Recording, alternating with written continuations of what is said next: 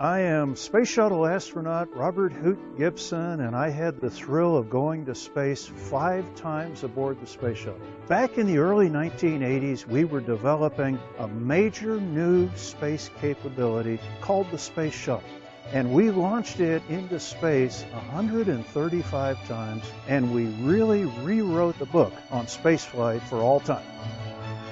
Today, we at NASA are doing the same thing with the next vehicle in space. The Space Launch System, or SLS, the most powerful rocket ever, is going to let us rewrite the story of space. We can go to Mars with it. We can intercept asteroids with it. The people at NASA today are developing this vehicle for our future endeavors in space. Join us on the journey.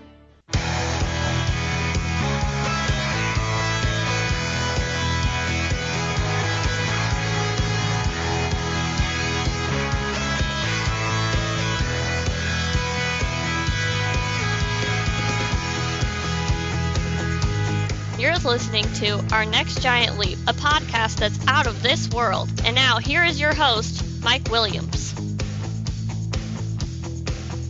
Hello, everyone, and welcome to a special half-hour-long episode of Our Next Giant Leap. I am your host, Mike Williams. Thank you for tuning in today. This show is recorded live on TalkShoe. Today, I have a guest host joining the show. He has a degree in electronics engineering, a computer programmer, and website developer. He is an entrepreneur and has been involved in numerous community outreach endeavors. Please welcome to the show a very good friend of mine, Andrew Serfozo. Andrew, thanks for joining me today. Hello, Michael. Thank you for having me. How's your day going today? It's been going wonderful, thank you. Quite a long day, but it's going good. And you? How have you been? I'm doing well. Thanks for asking. Now, first I want to say that today's format is going to be a little different for those of you that have been listening to the show for a while. It's going to be more interactive, a little less scripted, and we should have a lot of fun today. Today, we're going to be talking about the Space Launch System, the biggest rocket ever built, and the rocket that someday will take us to Mars and beyond. But first, the news. Do you have any artistic creativity? If so, then NASA wants you on its next space mission. NASA is asking the public to send art to an asteroid on its new OSIRIS-REx spacecraft. OSIRIS-REx stands for, and let me try and get this all out, Origins, Spectral, Interpretation, Resource, Identification, Security, Regolith, Explorer. It will be the first U.S. mission to bring a sample of an asteroid back to Earth. The spacecraft is scheduled for launch in September and will travel to asteroid Bennu. Once there, it will take observations of the asteroid. Then OSIRIS-REx will collect about 2 ounces of materials and bring them back to Earth around 2023. On February 15th, 2013, Bennu passed within 22,000 miles of Earth, the distance that our satellites fly in. The space rock, which has a 538-yard diameter, makes a close pass by the planet every 6 years. Scientists say that Bennu could hit our planet somewhere in the year 2182. That's why NASA wants to learn a little bit more about it. The development of the spacecraft has been a hugely creative process, so it's fitting that the public also be involved in the creativity. The submissions of art that are allowed may take the form of a sketch, photograph, graphic, poem, song, video less than 2 minutes in length, or other creative or artistic expression that reflects what it means to be an explorer. Submissions will be accepted until March 20th through the OSIRIS-REx Instagram or Twitter account.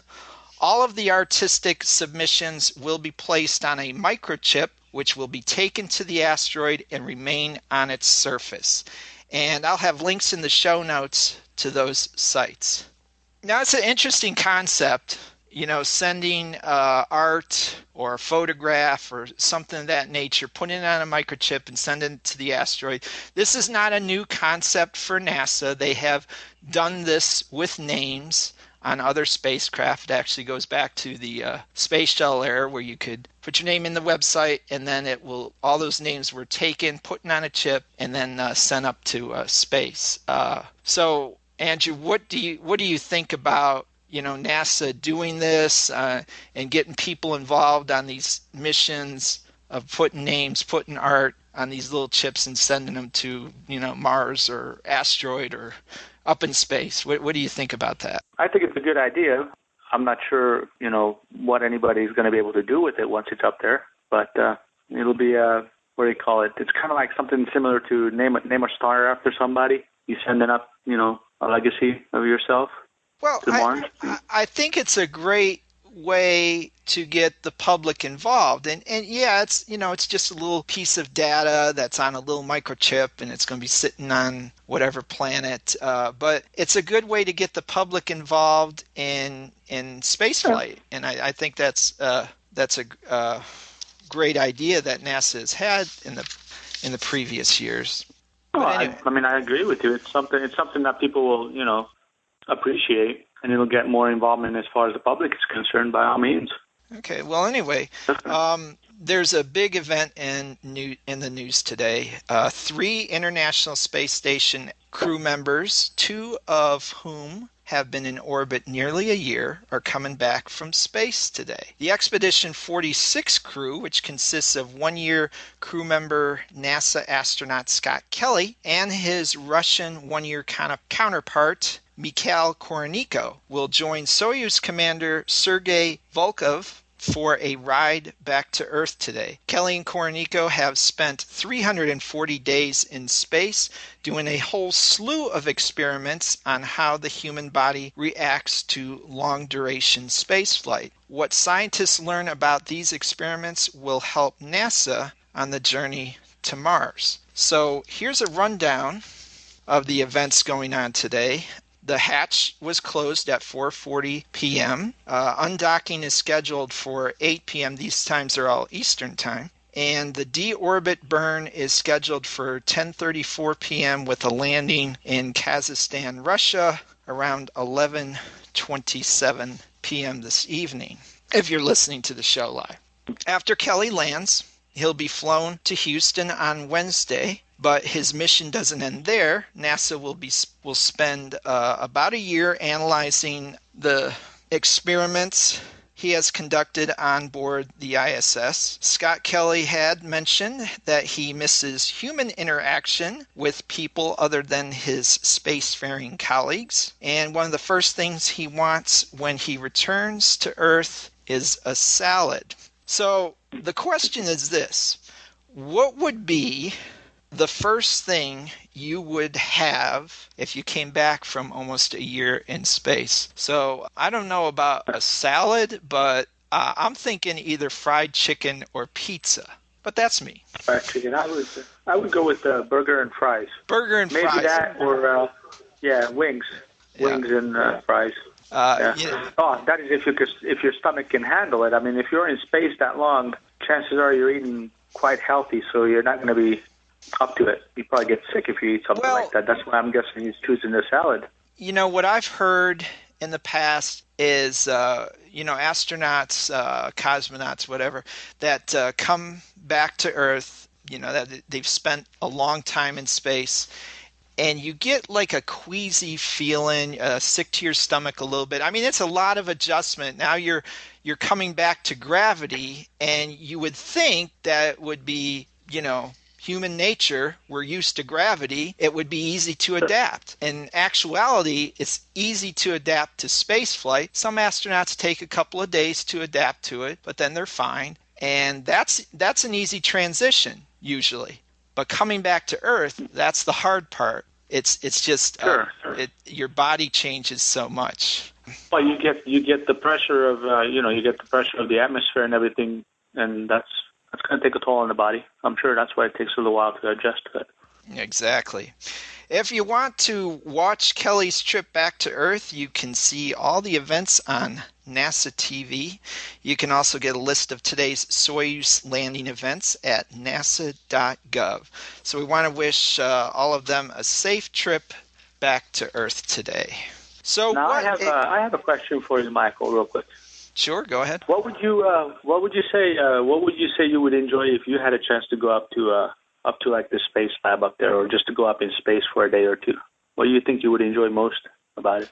Well, and just about every astronaut has said this, and the best thing is just looking at the Earth. You know, spending time, and especially the cupola up there, which is basically the window on the world. You open up the vents there on the window in the cupola, and you can see Earth go by. And a lot of astronauts, in fact, just about everyone that has come back has said that's their favorite thing to do, is just look at the world go by. So I would say that would probably be my favorite. So exactly what is the Space Launch System? Let's start out with a few facts about the SLS. It is America's newest and biggest rocket ever. The first rocket, called Block 1, is scheduled to launch in 2018, and it will be 322 feet tall, taller than the Statue of Liberty. The final configuration of SLS will be 365 feet tall and will take us to Mars and beyond. It will launch a crew of up to 4 astronauts. SLS will offer more payload mass and volume than any current launch vehicle. In 2015, NASA completed a critical design review, the first for a human-rated launch vehicle in over 40 years. The Space Launch System is scheduled to be delivered to the Kennedy Space Center in Florida for launch in November of 2018. So here's a more detailed explanation about what the Space Launch System is from Stephen Grande. NASA's new rocket, the Space Launch System, is building on the foundation laid by the Saturn V and the Space Shuttle. In fact, its current design looks a little bit like a mashup of the Saturn V and the Space Shuttle. That's because it's taking technology from both and combining them to go further than they ever could. That's one small step for man. Traveling through space is hard. That's why NASA's Space Launch System will have to be the most powerful rocket in history. How is SLS able to meet the challenges of exploring deep space? Well, when it comes to our journey to Mars and beyond, there are no small steps. Let's talk about how the SLS is like the Saturn V. The SLS is a staged rocket like the Saturn V. Once all of the fuel in a stage is used up, that stage is dropped to reduce weight. The two are also similar heights. The first version of the SLS will be 322 feet compared to 360 feet for the Saturn V. Now, the Saturn V had 3 inline stages, where the SLS will only have 2. But the SLS does have 2 boosters on either side, and you know where those came from. The Space Shuttle's solid rocket boosters produce the most thrust of any rocket engine in history. The SLS will use the same boosters, but they'll be even more powerful because they have an extra 5th segment containing propellant. The SLS's 2 boosters combined will produce almost as much thrust as all 5 of the Saturn V first stage engines. The SLS is also using the Space Shuttle's main engines, 4 of them at the bottom of the center of the rocket. These engines have been used since 1981, although they've been upgraded, improving performance and saving NASA money. They're also hugely reliable. Between ground tests and shuttle flights, they've already clocked over 1 million seconds of hot fire time, and that's before SLS ever lifts off. So NASA has built some pretty incredible vehicles. But the Space Shuttle couldn't leave low Earth orbit, and the Saturn V only went to the moon. How will the SLS combine their capabilities and get to Mars? It's because, even though the SLS is built on previous technology, NASA's improved it. Think about your phone. This phone from 2007 looks a lot like this new one, and they do the same basic job. However, this one has more power, is more efficient, and can plain just do more thanks to improvements in technology. Similarly, the first version of the SLS will weigh 1 million pounds less than the Saturn V, but it'll get to the moon. The second version will weigh as much as the Saturn V. It'll carry the same amount of fuel, but it's far more fuel efficient, and that's the key to getting to Mars. Technology has changed a lot since the shuttle program began back in 1972. Back then, this was considered a smartphone. To sum up, the physics of sending a rocket into space haven't changed, but our engineering has. NASA has figured out how to build on legacy technology while also improving it. It's like putting a roof on the house. And when you do that, you don't tear out the foundation. See you next time. Okay, so the Space Launch System is, and I get this question all the time, is it reusable? Is it coming back? Are they going to refurbish it? And, the Space Launch System is not a reusable rocket, unlike the Space Shuttle. And the reason that it's not reusable is there's a few reasons. We had the Space Shuttle for 30 years, and it was a reusable rocket. It has to deal with money, okay, and the cost of reusing these vehicles. The Space Launch System is going to be designed to be launched about once a year instead of the shuttle, which was 10 to 12 flights a year. Also, the shuttle, it was designed for reusability, but it was very expensive to maintain. So I guess, Right. Do you have any views on that, Andrew, other than what I've... I would say that as far as cost is concerned, okay, you're making a spacecraft that's reusable. You have to keep the components to where they're not degrading as much, in between each flight. But then you have to recoup them, I guess, in a sense, back to the proper specs is what would have probably cost them more money than it's worth doing. It's cheaper to just design a rocket that's going to go up one time, and there's no maintenance after the fact. You just make another one at a lot less expense, and you're good to go. Well, the way it was explained to me it's a good choice.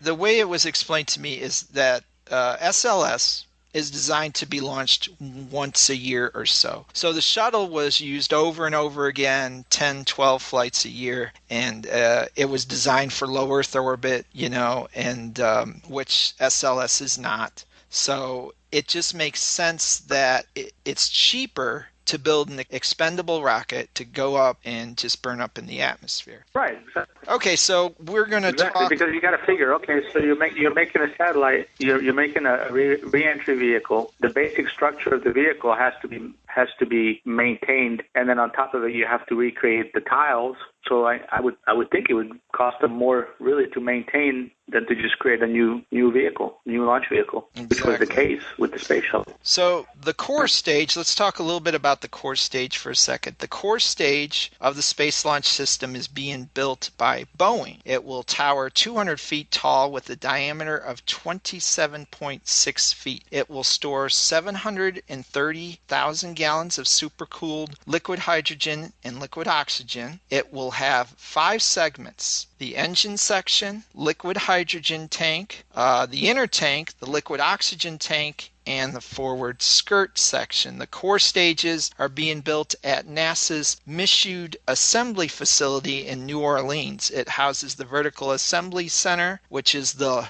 largest spacecraft friction welding tool in the world. The welding tool is 170 feet tall and 78 feet wide. This tool will be used to weld the segments of the core stage for the Space Launch System. The biggest friction welding tool in the world.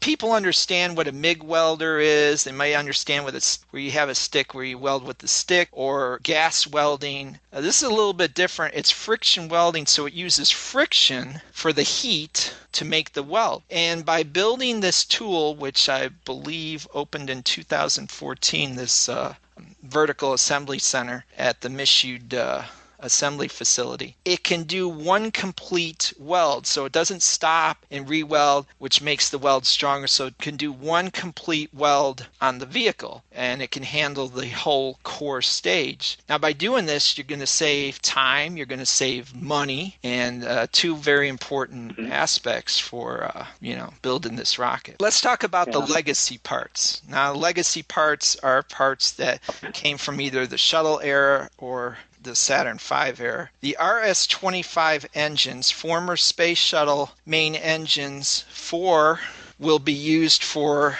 SLS. There are 16 of them from the shuttle program, which have had 1 million seconds of hot fire experience during ground testing and launch. They have been redesigned for the specifications of the Space Launch System, including a new electronics engine control. Now, the advanced 5-segment solid rocket boosters. So here's a few facts about the rocket boosters that are going to be used. They will burn 1,385,000 pounds of propellant in 2 minutes. That is an average of 5.5 tons of propellant every second. The SLS boosters generate 20% greater average thrust than the Space Shuttle booster and 24% greater total impulse. Each booster produces 3,600,000 pounds of maximum thrust, greater than 14 4-engine Boeing 747s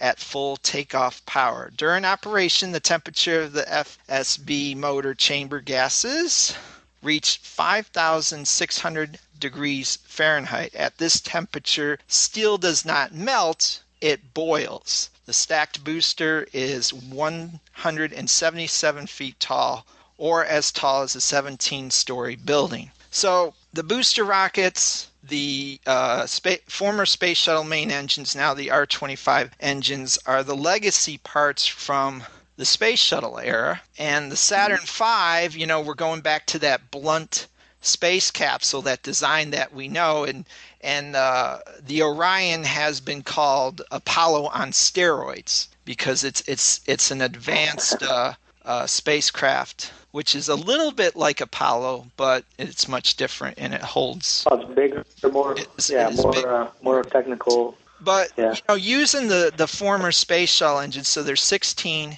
in the in stock, and that is a good way to save money. Now, these engines have been redesigned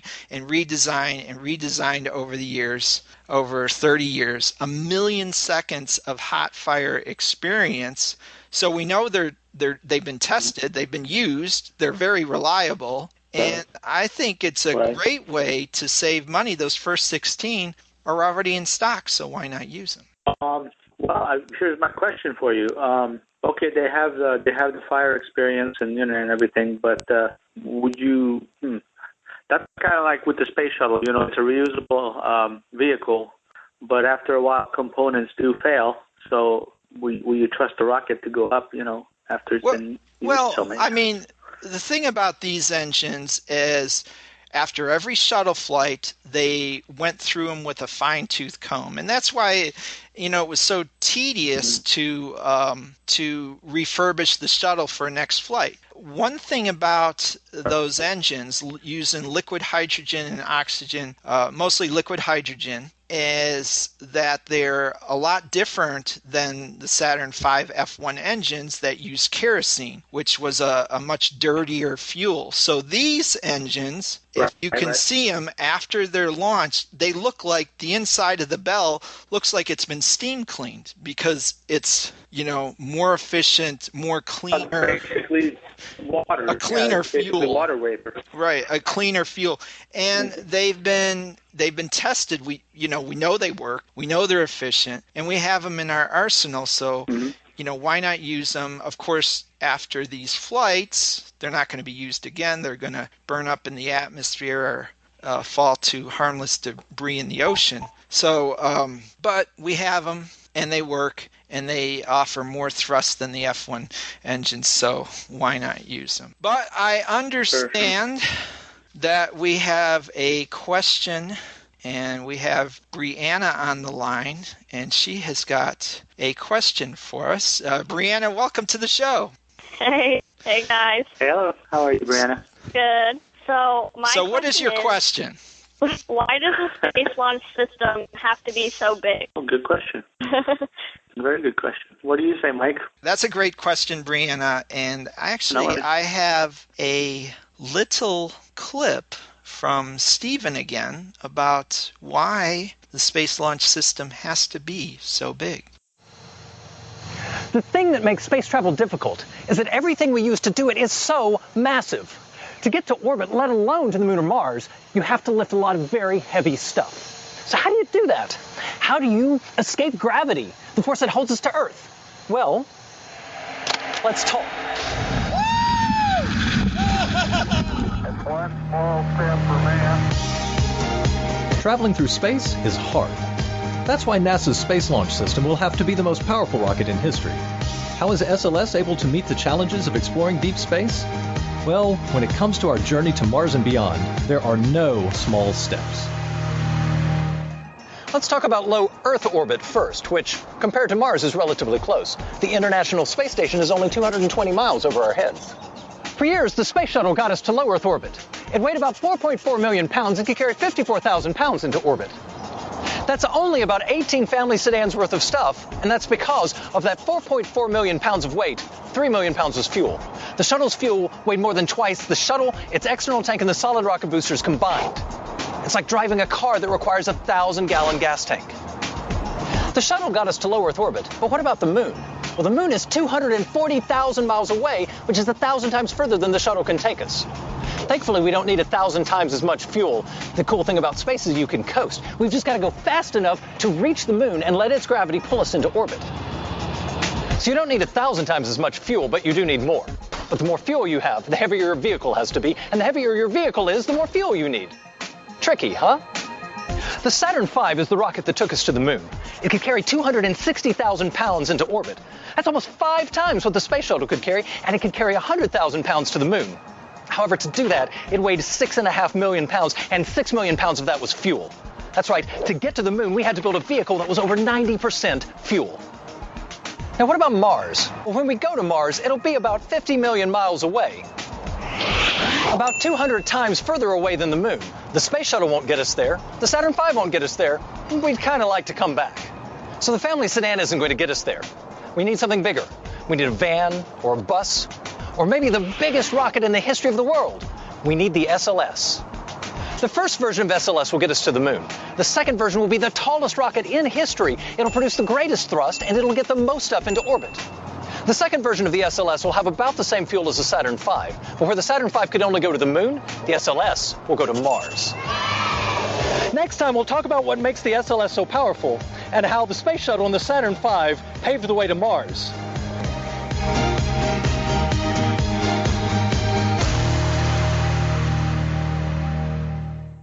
So I hope that clears it up for you, Brianna. It's kind of a vicious cycle. In order to go out into space, you need a lot of fuel, and to carry that fuel, you need a really big rocket. And in order to get that huge rocket into space, you need more fuel. So that's why it needs to be a really big vehicle. Thanks for that great question, Brianna. So I think that a lot of people have a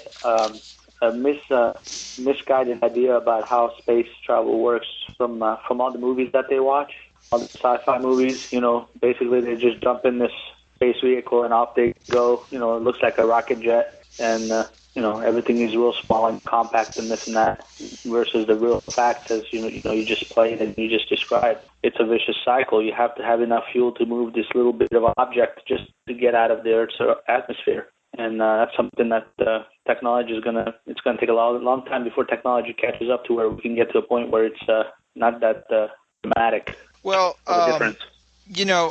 This is the problem with chemical rockets. Chemical rockets, you need more and more fuel, and in order to carry that fuel, you need more weight. In order to carry that weight, you need more fuel. Yeah. And something like ion engines are being developed as we speak. In fact, the ion engine was used on the Horizon spacecraft, and it just gives that little nudge, and constantly a little bit more nudge and a little bit more nudge, and you get there. Sure.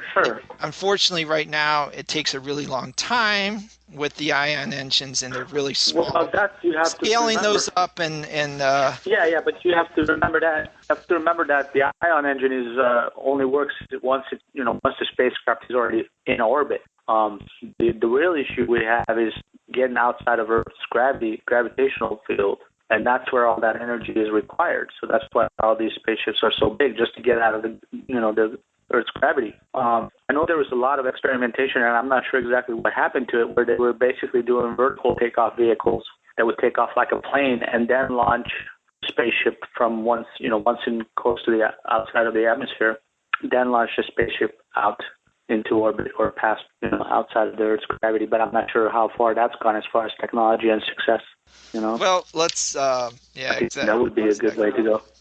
So that's our show for today.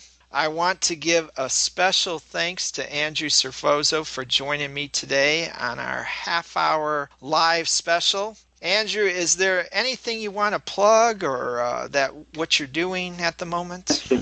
At the moment, I'm constantly doing something.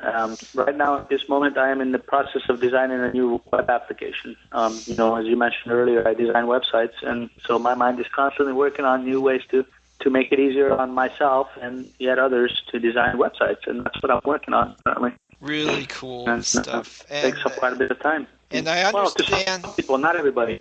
I got you. And I understand that you're going to New York pretty soon. What will you be doing there? Yes, sir. I'm going to be doing logistics I'll be doing logistical work for a friend of mine who does insurance repair on homes up there, weather damage. And I'll be doing the logistics, organizing the parts, online marketing, things like that. And it'll be a new experience for me. How can people reach you if they want to get in touch with you? The best and fastest way is through email. If they have any questions for me or anything like that, and my email address is Drew, D-R-E-W, at connect without the O, so it'll be cnnect.com. D-R-E-W at cnnect.com. All right, that's great. Okay, well, on an important note, unfortunately, this will be my last bi-weekly show. I'm not ending the show by any means, but I am unable to keep producing, at least for the time being, an episode every other Tuesday. So instead of every other Tuesday, I will be doing the show the first Tuesday of every month. So instead of the next episode being on March 15th, our next broadcast will be April 5th. I'm sorry I have to do that, but I want to continue to produce good content, and in order to do that, I have to make this change in the format. As always, there will be links to everything talked about today in the show notes, and you can find those by going to mikewilliamsinc.wordpress.com and clicking on the podcast button. Our next episode will be on Tuesday, April 5th, Nutrition in Space. What's for dinner? It will air live on TalkShoe at 7:30 p.m. Eastern Time. Once again, I want to thank Andrew for helping me out today. And as always, I want to thank everyone for joining the show. If you have any questions or comments, you could drop me a voicemail at 321-351-8539 or send me an email at mikewilliams573@gmail.com, and don't forget to follow the show on Twitter at our next Giant LP. Have a great month, and I'll see you April 5th for another episode of our next Giant Leap. Bye, everybody.